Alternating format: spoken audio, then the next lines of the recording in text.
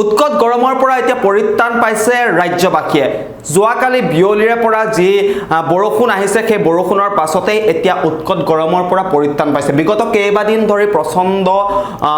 গ্ৰীষ্ম প্ৰবাহৰ বাবে জনজীৱন স্তব্ধ হৈ পৰিছিল উৎকট গৰমৰ বাবে অতিষ্ঠ হৈ পৰিছিল জনতা কিন্তু যোৱাকালি বিয়লি ভাগৰ পৰা অহা যিজাক বৰষুণ সেই বৰষুণ জাকৰ পাছতেই এতিয়া উৎকট গৰমৰ পৰা পৰিত্ৰাণ পাইছে সকলোৱে আৰু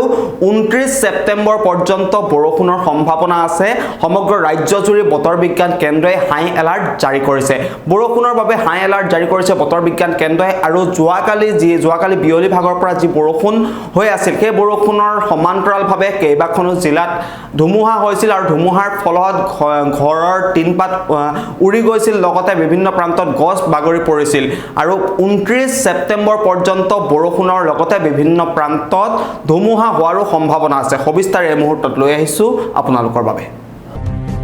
আমি জনাইছো যে উৎকট গৰমৰ পাছত ৰাজ্যত হ'ব এতিয়াৰ পৰা বৰষুণ আৰু সোমবাৰে বিয়লি ভাগৰ পৰা ৰাজ্যৰ বিভিন্ন প্ৰান্তত বৃষ্টিপাত হৈছিল বহুকেইখন জিলাত বৰষুণৰ লগতে ধুমুহাৰ তাণ্ডৱ দেখিবলৈ পোৱা গৈছিল আৰু 29 ছেপ্টেম্বৰ পৰ্যন্ত ৰাজ্যত বৰষুণৰ লগতে ধুমুহাৰ সম্ভাৱনা আছে বৰষুণৰ বাবে ৰাজ্যত জাৰি কৰা হৈছে হাই এলাৰ্ট আৰু আজি আপোনাৰ অঞ্চলত বতৰ কেনেকুৱা কমেণ্টত জনাব পাৰে কাৰণ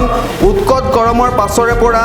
পৰিত্ৰাণ পাইছে এতিয়া ৰাজ্যবাসী আৰু ৰাজ্যত 29 ছেপ্টেম্বৰ পৰ্যন্ত বৰষুণ হোৱাৰ সম্ভাৱনা আছে বৰষুণেই নহয় ধুমুহাৰো সম্ভাৱনা আছে বহুকেইখন জিলাত বৰষুণৰ লগতে ধুমুহায়ো তাণ্ডৱ চলাইছিল যোৱাকালি বিয়লি ভাগৰে পৰা বিভিন্ন প্ৰান্তত ঘৰৰ বা দোকানৰ টিনপাত উটি গৈছিল বিভিন্ন প্ৰান্তত গছ বাগৰি পৰিছিল আৰু আজিৰ দিনটোত আপোনাৰ অঞ্চলত বতৰ কেনেকুৱা আপোনালোকে কমেণ্টত জনাওক আৰু বৰষুণৰ বাবে বতৰ বিজ্ঞান কেন্দ্ৰই হাই এলাৰ্ট জাৰি কৰিছে 29 ছেপ্টেম্বৰ পৰ্যন্ত ৰাজ্যত বৰষুণ লগতে ধুমুহাৰ সম্ভাৱনা আছে সমগ্ৰ ৰাজ্য